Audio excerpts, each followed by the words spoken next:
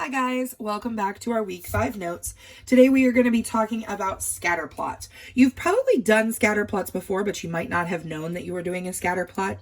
A scatter plot is a bunch of dots on a graph, and each dot is going to represent a data point. So scatter plots are going to be used to compare two pieces of information. Usually we talk about scatter plots being over time. So maybe we're going to track students' height as they get older, or maybe we're going to talk about their shoe size as they get older. Those kinds of things would be tracked in a scatter plot. So there are a couple of things we need to know about scatter plots that we're going to look for. First of all, we're going to talk about trends. A trend is also called a correlation. So there are 3 types of trends. The first type is a positive trend. So I'm going to draw you a little plus sign here so you know that this is the positive. And then our scatter plot, this is a rough sketch, so please, don't judge my drawing. Positive is going to have a bunch of little dots like this, but overall they're going to lead in a sort of positive direction. Remember, a scatter plot does not have that line. However, we can imagine that invisible line connecting those dots roughly to see that it has a positive trend. A negative trend, I'm going to draw down here, looks something like this. And our negative trend is going to look the opposite. Those dots are going to overall make a sort of negative line. Again, we don't draw that line. It's just so we can kind of see. And then last is going to be no correlation or no trend, where one of a couple things happens. Maybe you've got like really random data like this, where it's just kind of everywhere and you can't really draw a conclusion. Or maybe it goes like this, where it's going to go up for a minute and then back down and then back up again. We can't say that it's positive or negative because it's kind of going all over the place. Okay? Now we can talk about weak trends or strong trends. A weak trend, I'm going to draw over here. A weak trend is going to be very spread out, but we can still tell that it's a positive trend. A strong trend is when they almost make a straight line. They may not be perfect, but you can definitely see, boom, there's my trend. Okay? Weak and strong can be positive or negative. I just happen to draw them both in a positive direction. All right, so to draw a scatter plot, it's going to be just like when we put points on a coordinate plane. You're just going to follow the lines and graph your 2 points like it's an ordered pair. You're going to make sure you have a title on each axis. So for instance, I'm going to use this first one as our example. They told us that this side represents height and this side represents age. Make sure you have those two when you're making a scatter plot, because it's really going to help you understand what is being represented. Make sure you graph each point carefully. I like to cross them out as I go. And then we don't label each point. Like we don't label this point as point A, B, C, D, whatever. We just put the little dot out there in space. All right, so let's go ahead and we're going to start analyzing our first scatter plot. Before I even read the question, I like to kind of look at the scatter plot and get myself used to what the question is asking, or what the question is looking like. So it says Anna's height. We've got her height listed over here and her age. So I like to look at the points and say, oh, okay, when she was 8, she was 50 inches tall. Cool. When she's 9, she was 53 inches tall, and kind of get an idea. Maybe to myself, I'm going to make a little note. Okay, this is a positive trend and it's pretty strong. I don't even know what the question is asking. I'm just kind of getting myself in the mindset of what the graph looks like. So based on the graph, between which 2 consecutive years, that means which 2 years that are next to each other. For instance, 8 and 9 are next to each other, 9 and 10 are next to each other, but 8 and 13 are not next to each other. So 2 consecutive years was Anna's increase the greatest. So which time did she have the greatest spike?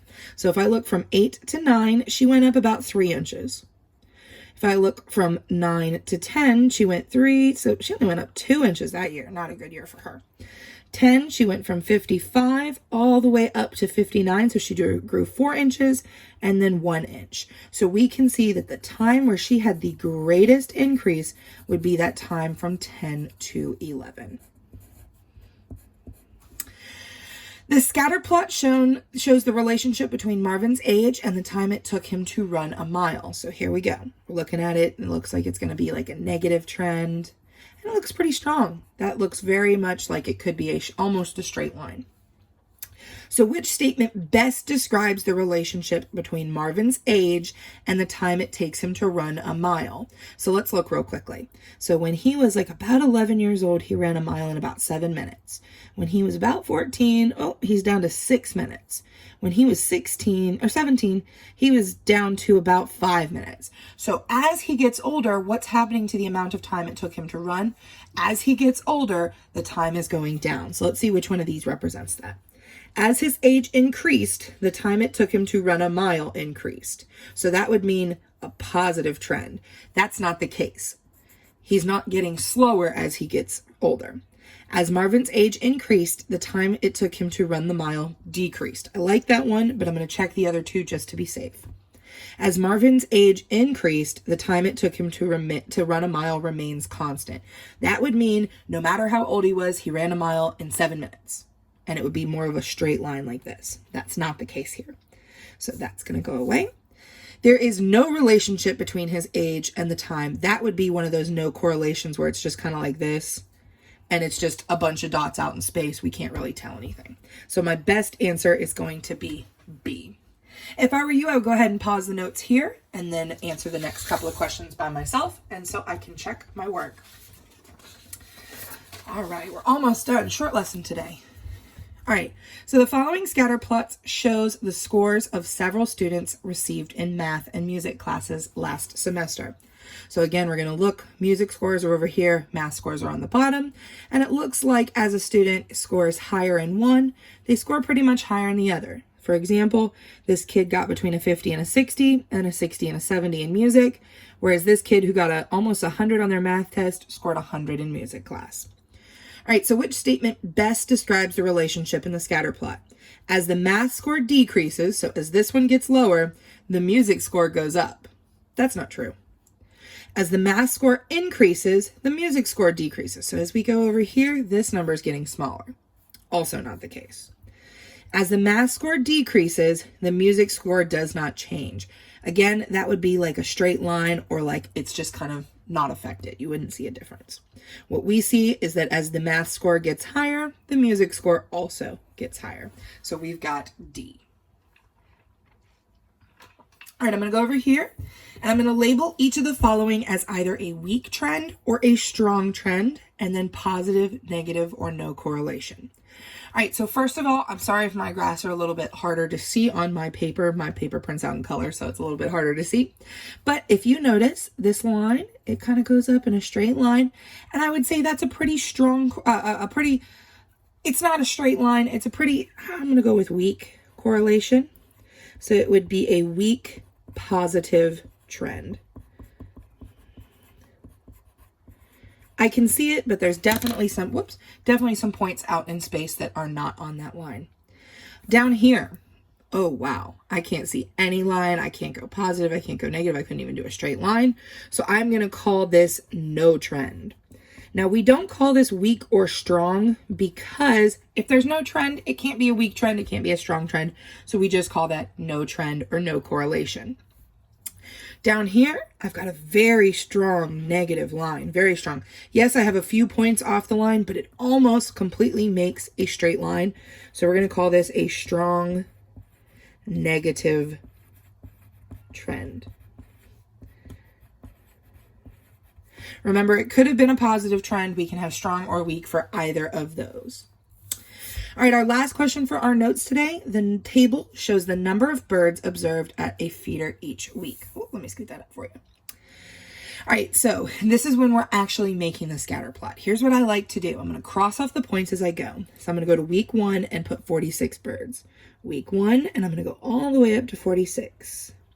I do not label that point. I'm just going to put that point out there in space. And then I'm going to cross off 1 and 46. All right, so now I'm going to do 2 and 40. So I'm going to go to week 2 and go all the way up to 40 and put my little dot. Again, do not label it. Sorry that it's kind of hard to see with the light. There we go. I'm going to cross off 2 and 40 because I've already graphed them. Now, it may not seem like you need to cross off the points as you go, but if you were doing a scatter plot with like 50 data points, it definitely helps to remember which ones you've done and which ones you haven't. So let's do 3 and 39. 3 and then 39 is just below 40. Again, we're just estimating, so if it's not perfect, it's not the end of the world. 4 and 35. Again, you'll feel like this is very, very similar to back when we did like transformations and stuff on the coordinate plane. 5 and 30. And then 6 and 27. All right, so we went ahead and made the scatter plot, and we are going to draw a line of best fit. So that just means we're going to kind of come in here and estimate what kind of trend we have.